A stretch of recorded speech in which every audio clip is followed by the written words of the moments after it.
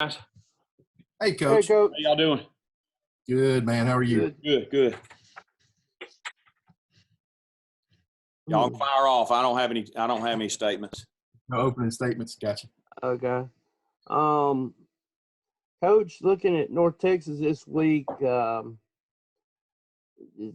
to shake up anything, or are you gonna stick with what you've been doing? I tell you what, we just literally is just walking off the practice floor, and we talked about that, and we said that Heath, that the group, all jobs, of course, are open, and the group that, not that I'm mad with anybody or anything like that. What I'm really addressing is this: we've started the same lineup for a while, and this slow start every half. I've just gotten to the point where, I'm tired of, we've changed the way we warm up.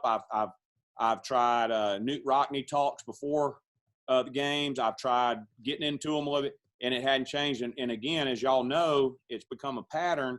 We're down 10 or 12 right out of the gate. And of course, once we warm up, loosen up, and get into the flow of the game, we play well. And but this starting behind. So, it may flow back to the starting lineup. I don't know, but, I do I think that, of course, some changes need to be made. And I'm going to use a case in point, Heath. The second game at Rice Saturday, of course, I was embarrassed. I'm apologizing to our fan base about the performance Friday. It's just as bad. There's no excuse for it, and it's my responsibility.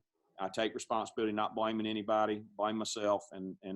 But anyway, we of course had some nice meetings, and very, very sensitive and kind and so forth on Friday night, if y'all get my drift. But we go back out there Saturday and we're down 17-5. Well, we substituted in mass, of course, without Tyler, and that's just the way it's got to be. They know we've got to be ready from the get-go to play. Can't put my finger on it. It's not a particular person, player. Of course, it's not. We're doing the same exact things we're doing the other time. I don't know. It just, I don't know if it's the John Havlicek. You guys may be too young to remember John Havlicek. He just couldn't start. That he wasn't comfortable. He's all pro, a Hall of Famer, but he just was more comfortable coming off the bench. So Heath, I'm giving you some context to tell you, yes, we're looking at that, because that has, in my opinion, you can't outplay somebody for 36 and win. You got to outplay them for 40. And that's kind of what's happened to us.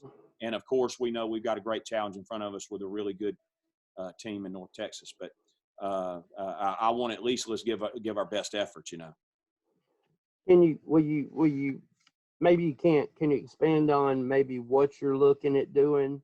Can you not do that? I think the only player, and again, it's because of the effort that he plays with. If Tyler Stevenson gets unseated, we will be in great shape. If he gets unseated, now we'll of course evaluate him, but he's going to be hard to unseat.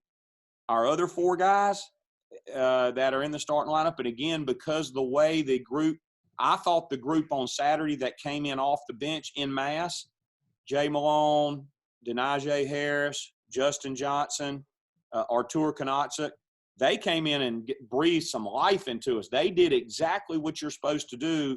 If we could get it, and then to the other guys' credit, the original starters' credit, when they came back in, Heath, they played with it. They raised the level. That group I just mentioned raised the level, and they came back in and played the way that they were capable of playing. But again, when you're down 17-5, 21-7, you're fighting from behind the whole night, and an official can't miss a call, and all the bounces have got to go the right way. I mean, it's tough to overcome that. We dang near did it, but we've got to play for 40 minutes, and I just don't want us to look back at. I know we're a young team, and again, we were playing a team, a really good team, but and of course North Texas is really old. But you look back at the end, you're going to look back at the end of the season and go, well, UAB and Louisiana Tech and UTSA twice, and Rice, and you start doing these what ifs, and that's unfortunate. But we've got to find. We're knocking on the door, but we got to find a way to get in, and that's we got to find a way to win. So everything is being evaluated, and trust me, there's nobody putting more pressure on themselves. First of all, individually is me, but our coaching staff and our players too. A good kind of pressure. Everybody. You don't want too much pressure, but everybody wants to, and that's good at this point of the year. We got a lot of fight left in us, and really had a good workout this morning, by the way. Coach, North Texas is one of the best teams defensively in the league. Yeah. What is it about them that makes them so good defensively? They're old. They're old. They're well coached. First of all, they're well coached. Grant McCaslin does an incredible job. They're very well coached. They'll be very well prepared, but they're old. Look at their roster, Glenn. Redshirt senior, transfer senior, junior, redshirt junior. They're old, and you look at our little guys, and I say little guys, young guys, and they're all playing this thing for the first year. That's not an excuse. But getting at the mid-major plus level, and we're mid-major plus. The mid-major plus level, you're not going to have a lot of NBA first-round guys. They don't either. You do have some pros, but that probably eventually go on and play overseas like we do.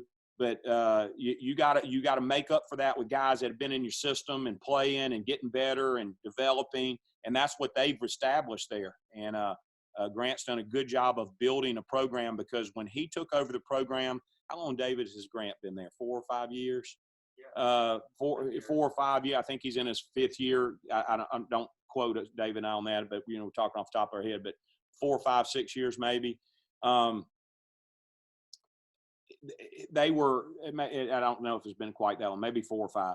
But I'm trying to think in my head. But they were not very good. I know that because we played North Texas when I was at Southeastern Louisiana over there, and what he's done in certainly a great situation there, great location and arena and all those type things, but has been really impressive. And but what makes them good is they're well coached, they're old, athletic, they've got good size in there, a big post player that they got a few pieces that we're still trying to put together on our club.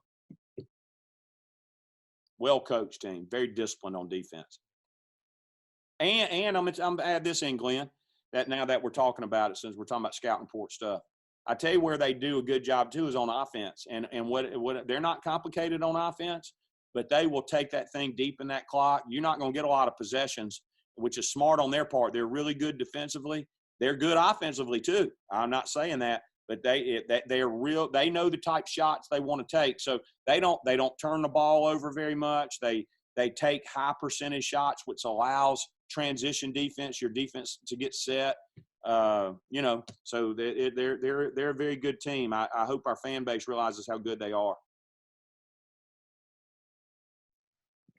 Coach, you mentioned just being kind of a young team this year. I wonder what the challenge is with keeping these guys engaged after so many close losses as well, being that you were in the game. And you said they came back this week and had a good practice. I wonder how just their attitude's been through this stretch. Taylor, I hope you and I have known each other long enough now that you probably realize I'm gonna call it like it is. And if I sense, first of all, I'm not gonna tolerate it, but if I sensed anything to the other, we always have a message today, and ours was get over yourselves. And I told them of a story when I was coaching at Southeastern Louisiana. We had to win 10 in a row to win the league, our league championship, which at Southeastern Louisiana, they had regular season championship had only been done, I think, one time, maybe not even, that may have been the only time in the history of the school.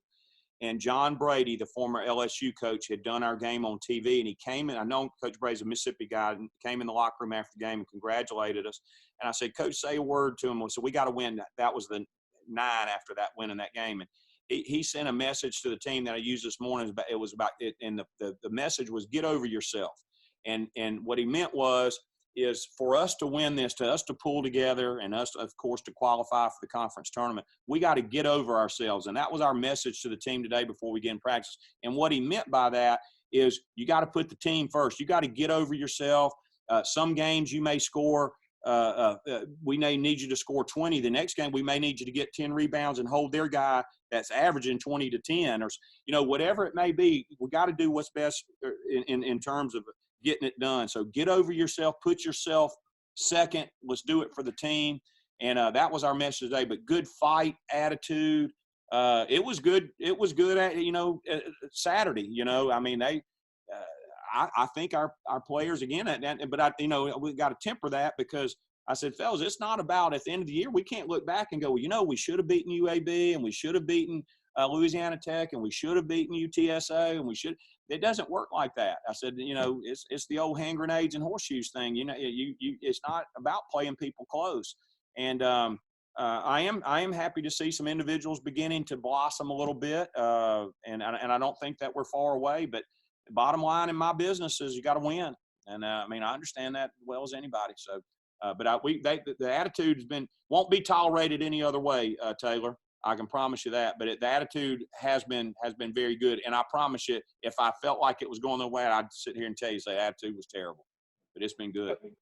Coach, it seems like Johnson may be the most improved here lately. He's shot the ball pretty well in the second game and drove. Talk a little bit about him and what was the main cause of that light going off for him? Heath, you probably have to talk to him about the light going off. I'm going to tell you what I think it is, called the bench. And just be honest with you. And, what he needed to understand, and I love Justin, and I'm proud of him, is there's a standard here that not going to be lowered. And if we lowered it, it may help us in the short term, but will kill us in the long term. You have to practice every day with great effort. You can't just come out and during the week and, say, well, I'm going to play on Friday and Saturday. No, it doesn't work like that. And of course, his playing time in a number of weeks back, I told him, I said, you will not play until you change your practice approach and your practice habits. I said, you want to see one. Of course, we got a number of players that are great. Tyler, I said, but do you want to see one that lays it on the line every single day? I said, I asked him, I said, who is the hardest working player on our team? And he took him a minute, obviously he had to think. He said, Tyler Stevens. I said, right. I said, there you go. That's exactly the player. If you need to have somebody to show you, not me tell you, but to show you what practicing with great effort and intensity every day is. And of course, he's rewarded for that on the floor by the success that he has. It's not any real secrets, but my opinion is it was the bench. But to his credit, he has begun to practice harder every day. Now you can see him, as you're mentioning. You've already observed Heath. Probably saw at Louisiana Tech. He's beginning to show the player that we recruited. Now, of course, wish he would have done it earlier, but better late than never. And it's how you finish, not how you start.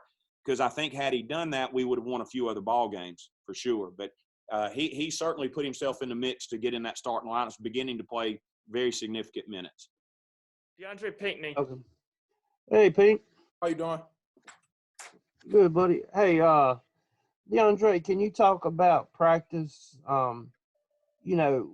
What mentally you guys have to do to really get back, I don't want to say on the horse, but get back at it at practice after some tough losses? It's really just, games pass, so we can't dwell on the loss, that just happened. Only thing we can do is watch film, talk about our mistakes, and correct them. And that was our main focus today, to start our practice. We watched film from Saturday, a little bit of clips from Saturday.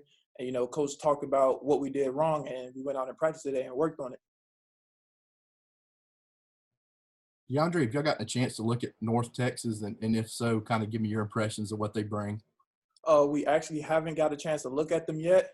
As we get into the week, we really we usually watch film towards the middle of the week and start game day preparation. But I just feel like if we go out there and we play defense the way we started playing in the beginning of the season when we were winning, I feel like we got a good chance to win because we really need these 2 wins. DeAndre, Coach was talking about the slow starts throughout the season. I mean, what do you think it attributes to the slow starts, and you guys can have to work so hard to scratch your way back? It's really just our defense.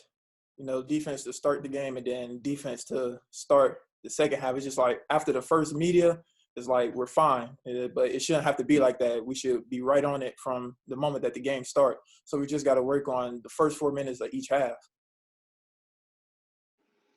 DeAndre, how is the mood of the team right now and kind of the attitude?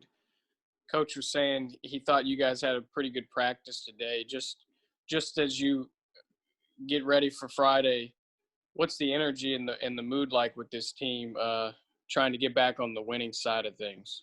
These past 2 days, we've been talking to each other, and we're like, we got to pull for each other. We got to go out there. We got to keep positive energy because we're not out of it. We may be last, but we're not out of the race. Anything can happen, and every team that's in our conference is beatable. So that's how we're looking at it. We're like, we can go out here and we can win. Like, we have to win. We don't have no other choice, really. So it's like everybody's trying to keep positive energy, high hopes, and so it can carry over to Friday.